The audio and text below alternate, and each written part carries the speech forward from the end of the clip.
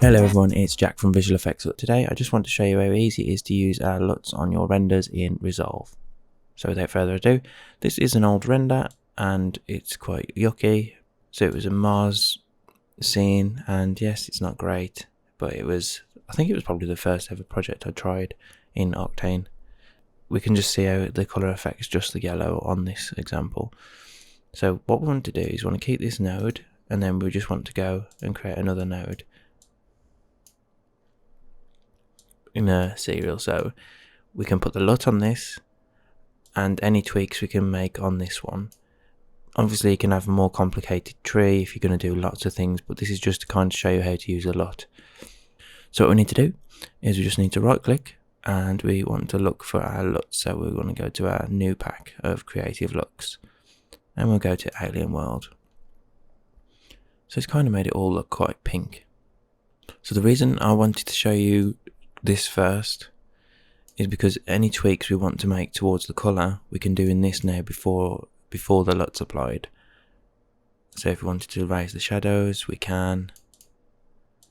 If we want to tweak the shadow colour so it's more orangey, or if we want to bring in some blues to make it feel a bit more realistic, we can. It's kind of need to be quite subtle with these. I'm pushing them a bit further so it's really clear. And a bit of pink. Play with the mid-tones until we're happy somewhere. That's quite strong. You should always look at the scopes as well to make sure you're not clipping, which are on the other screen.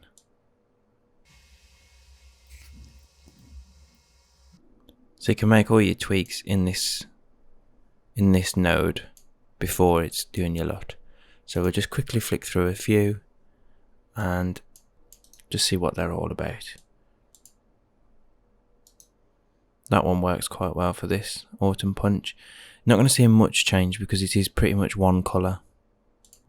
We'll go for post-apocalyptic. Yeah, that's quite cool.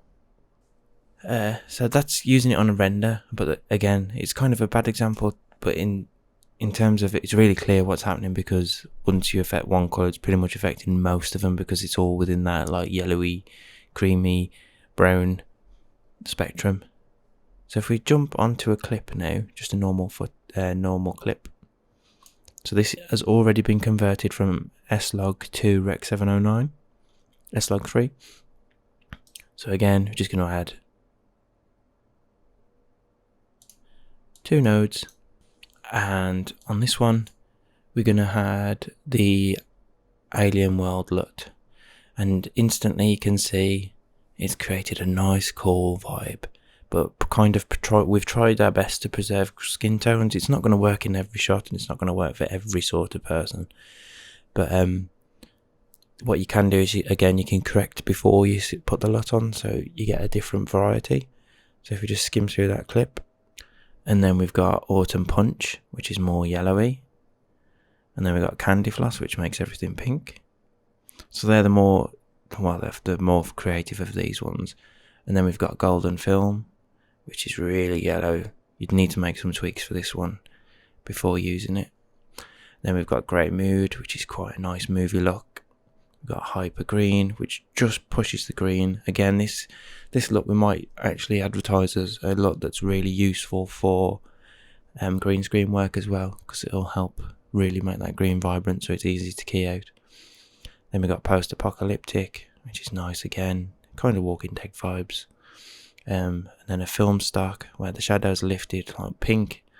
Another film stock where it's more green. Again, we'd need to push them highlights down. And film stock 3.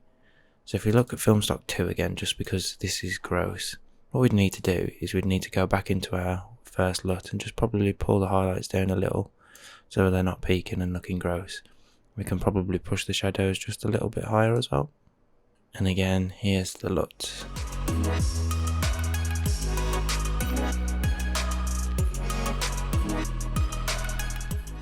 So hopefully you found it useful, and I'll catch you on the next one.